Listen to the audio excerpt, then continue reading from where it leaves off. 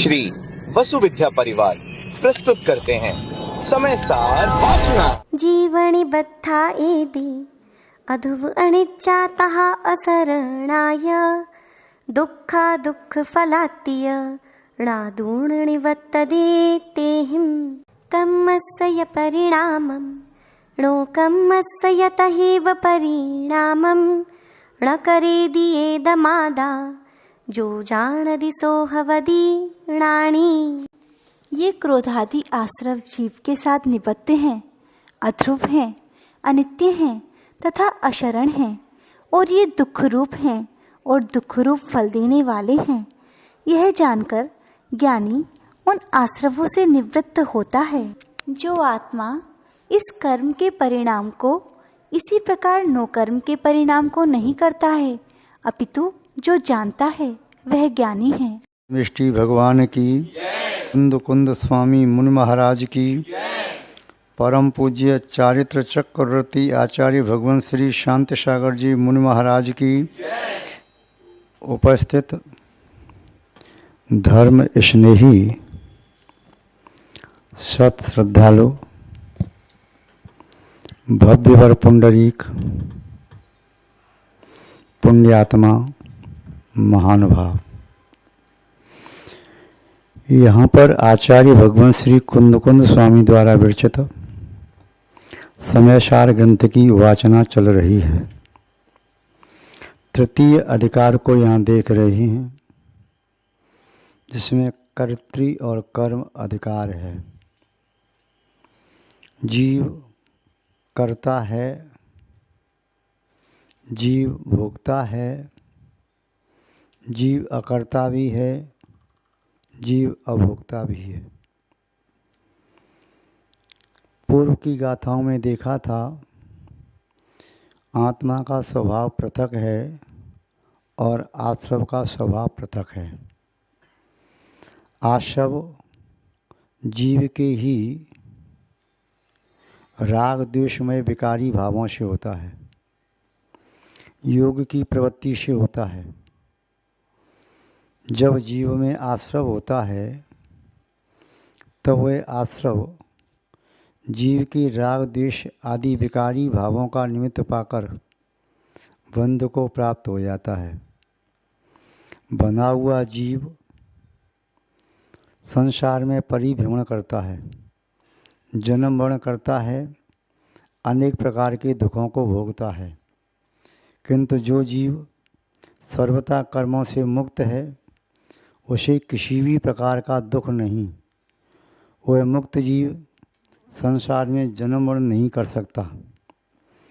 यहाँ पर आचार्य महोदय कह रहे हैं, जीव का स्वभाव तो आपने जाना, जीव कैसा है आपने पूर्व गाथा में जाना, अहम एको खल शुद्धो इत्यादि गाथा के माध्यम से।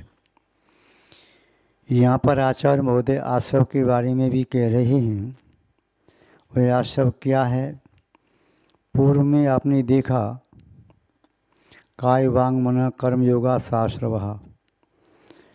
काय यानी शरीर, वांग यानी वचन और मन, इन तीनों की जो प्रवृत्ति होती है, चाहे शुभ हो या अशुभ, उस प्रवृत्ति के माध्यम से आत्मा के प्रदेशों में जो परस्पंदन होता है, उस परस्पंदन का नाम है योग। एक उदाहरण देखा था, किसी पात्र में जल भरा हुआ है, उस पात्र में धूल के कण संचित हुए, उन धूल के कणों के बीच में कोई बीज आ गया जो पौधा बन गया। उस पौधे पर पुष्प भी लग रहे हैं, उस जल में छोटे छोटे जीव हो गए। जब हवा चलती है तब उस पात्र का जल हिलता है। हवा न चले, यदि जलचर जीव चलते हैं तब भी जल हिलता है। यदि हवा से वृक्ष हिलता है तब भी जल हिलता है। जल का पात्र वह जो वृक्ष पर टंगा हुआ है, हवा से वह पात्र भी हिलता है। पात्र हिले तब भी जल हिलता है, पात्र में उगा हुआ पौधा व पुष्प हिलता है तब भी जल हिलता है, और यदि जलचर जीव उसमें गमनागमन करते हैं तब भी जल हिलता है। यह पात्र समझ लीजिए शरीर, इसके हिलने डुलने से आत्मा के प्रदेशों में भी हलन चलन होती है।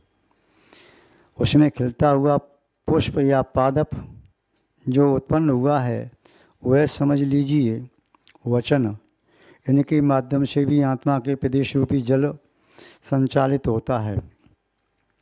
मन समझ लीजिए उस जल में उत्पन्न हुए जलचर जीव, उनके अंदर ही अंदर चलने से भी जल संचालित होता है।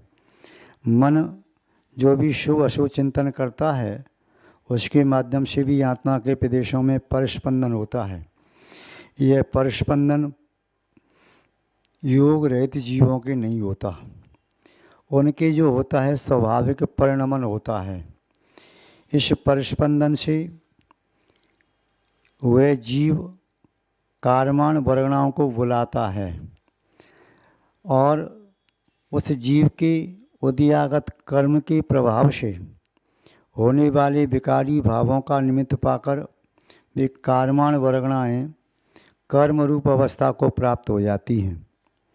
आचार्य महोदय कह रही हैं, ये आश्रव शाश्वत नहीं है, ये आश्रव नित्य नहीं है, ये आश्रव सुखद नहीं है, ये आश्रव आत्मा का स्वभाव नहीं है, ये आश्रव मुक्ति का कारण नहीं है, ये आश्रव निस्संदेह संसार का मूल है। आचार्य कुंदकुंद स्वामी के शब्दों में देखें वे क्या कहना चाहते हैं इसके संबंध में। जीवणि बद्धा ईधि अधुव अणिच्चा तहा असरणाय दुःखा दुःख फलातीय राधुण निवत्तदेते हिम। इससे संबंधित गाथा दूसरी भी बता रहे हैं। कम्मस्य परिणामम लोकम्मस्य तैव परिणामम न करेदि ईदमादा जो जानदि सो हवदीराणी। ज्ञानी और अज्ञानी की परिभाषा भी बताते हुए कह रही हैं, अज्ञानी जीव वह है जो अपने भावों के द्वारा कार्यमान वर्गणाओं को बुलाता है और अपने भावों के द्वारा प्रस्तुत आथित्य के साथ उन कार्यमान वर्गणाओं को कर्म रूप परिणत कर लेता है। वह अज्ञानी जीव है। ज्ञानी जीव की प्रवृत्ति इससे विपरीत होती है। आचार्य महोदय के शब्दों में समझने की कोशिश करें। जीव निबद्धा एदे, इन आश्रव आदि के द्वारा यह जीव निबद्ध है, बांधा जाता है।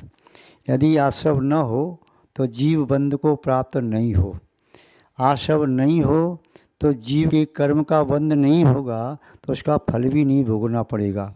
आश्रव न हो तो कर्म के फलस्वरूप जन्म वर्ण की जीव की ये दशा है वह भी प्राप्त न हो।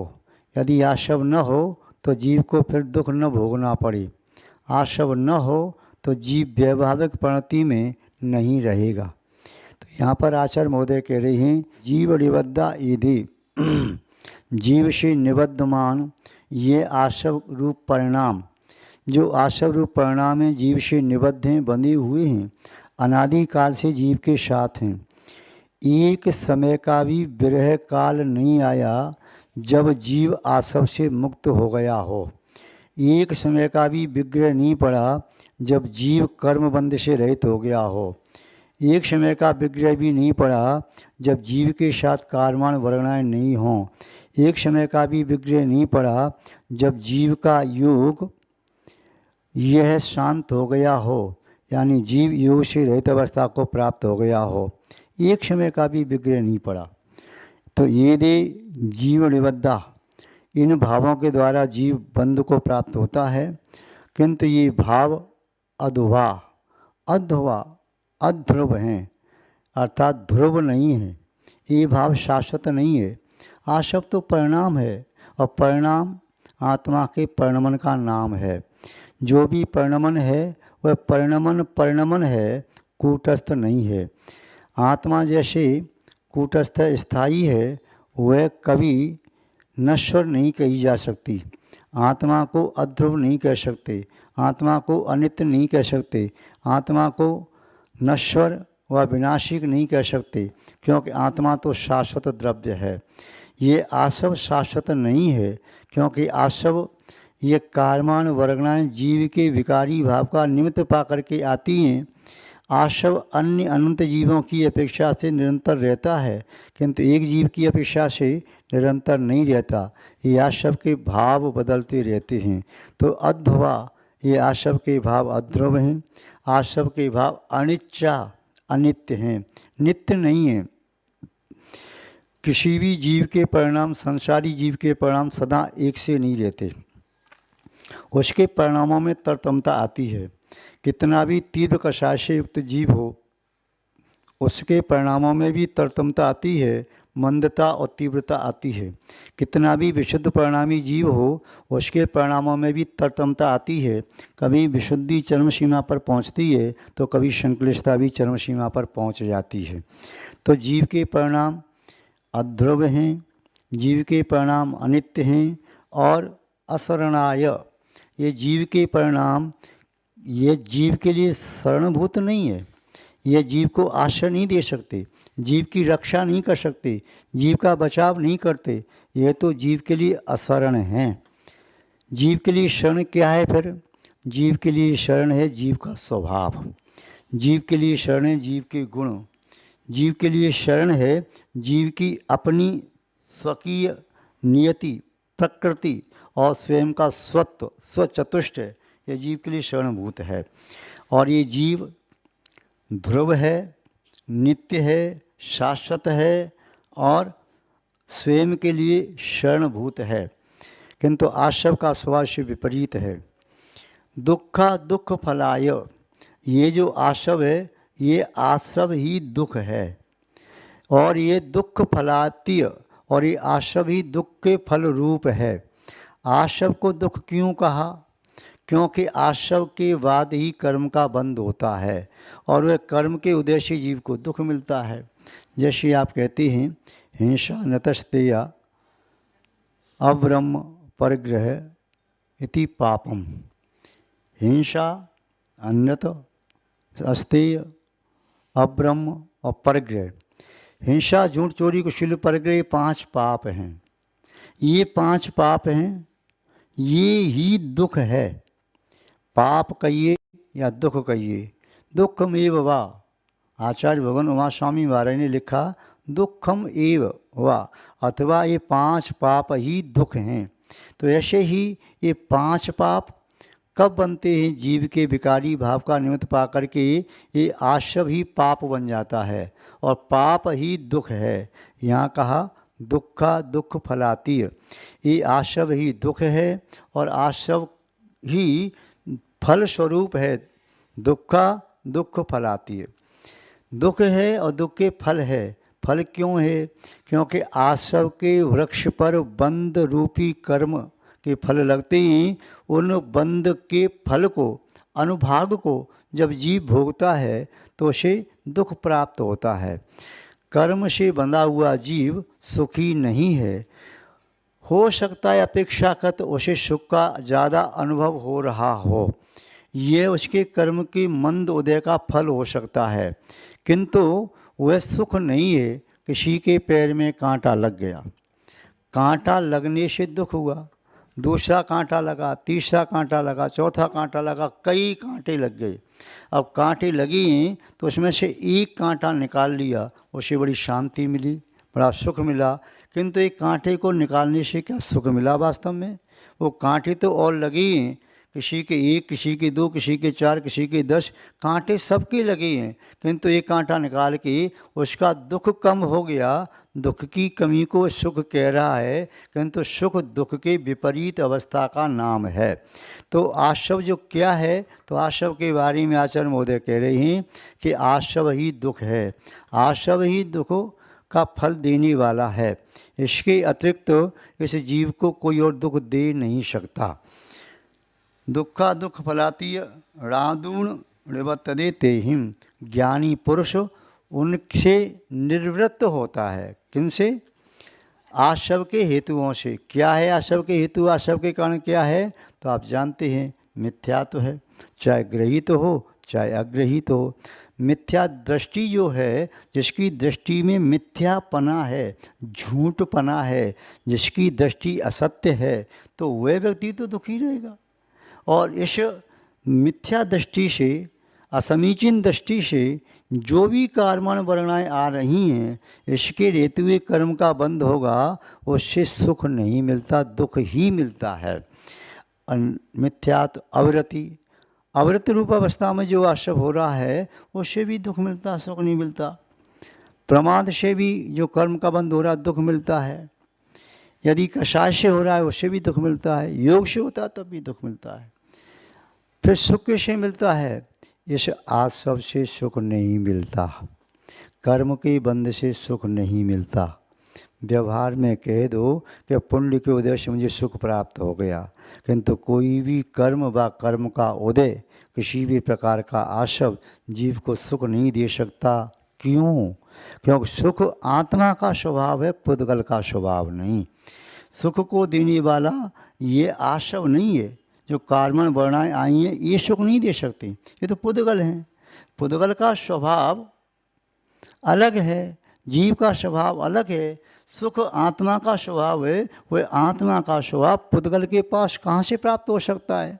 तो इसलिए कहा ये तो सुख आत्मा में प्रकट होता है। तो ये आश्रव जो हैं पुद्गल स्वरूप हैं, बंध है पुद्गल स्वरूप है। तो जो पुद्गल स्वरूप है वह आत्म स्वरूप कैसे हो सकता है? पुद्गल का कार्य, पुद्गल का कारण, पुद्गल का फल अलग है। आत्मा का कारण, कार्य, फल सब अलग है। पुद्गल का स्वरूप अलग है, आत्मा का स्वरूप अलग है, एक नहीं है। और कभी भी पुद्गल आत्म स्वरूप नहीं हो सकता और कभी भी आत्मा पुद्गल स्वरूप नहीं हो सकती, दोनों पृथक पृथक हैं। तो ज्ञानी पुरुष जो होता है वह उससे निवृत्त हो जाता है। किनसे? आश्रव के कारणों से।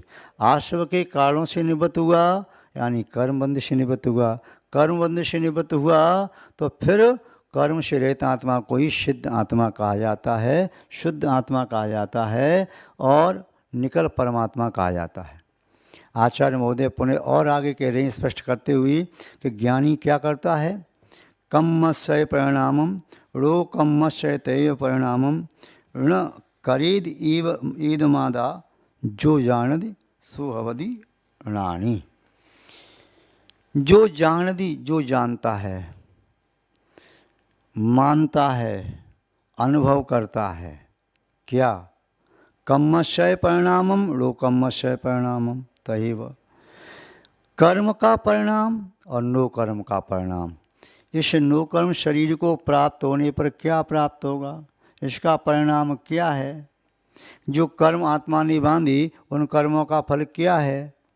जो इस बात को जानता है, केवल शब्दों में नहीं, भाव शुद्ध ज्ञान रूप, जो जानता है आत्मा के अनुभव रूप, जो जानता ही नहीं मानता भी है। तो क्या है कि कर्म और कर्म का फल, नो कर्म और नो कर्म का फल क्या है? इस चीज़ को जिसने जान लिया, तो आश्रव के माध्यम से कर्म भी बनते हैं और नो कर्म जो आते हैं, नो कर्मण वर्णाएँ आती हैं, उनसे शरीर बनता है नो कर्म से।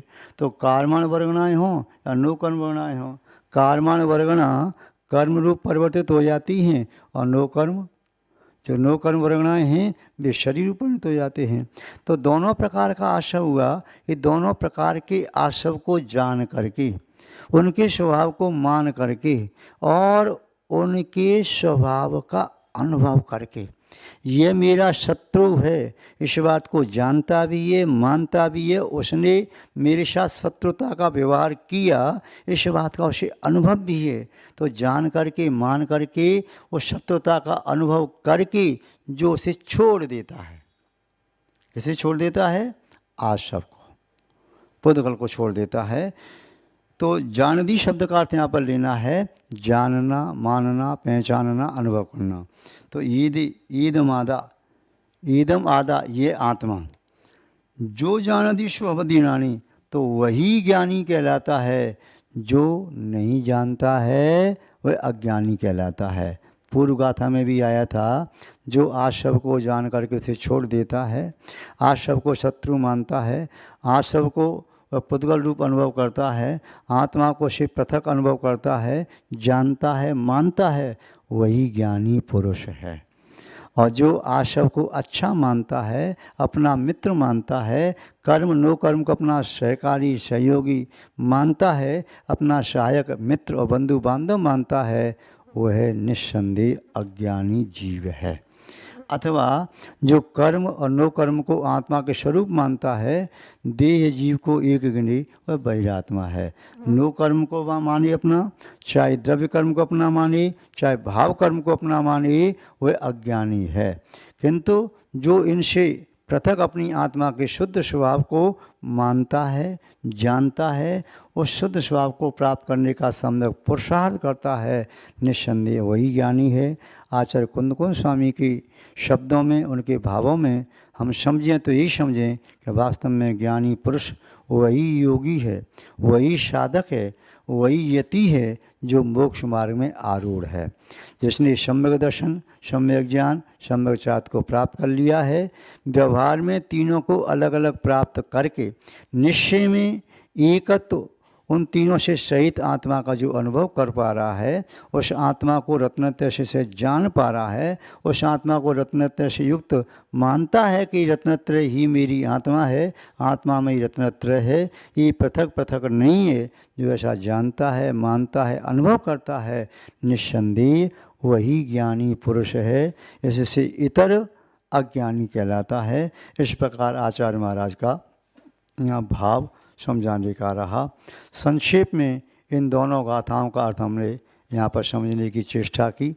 विस्तार से पुनः समय आने पर हमें इन गाथाओं का विस्तृत अर्थ, बृहद अर्थ और जानना समझना चाहिए। आज बस हम इतना ही पर्याप्त समझते हैं। इसी के साथ शब्द श्रृंखला को विराम देते हैं। जय बोलिए श्री शांतनाथ भगवान की, पूज्य आचार्य गुरुदेव श्री विद्यानंद जी महाराज की, श्रीमद् जैन धर्म की।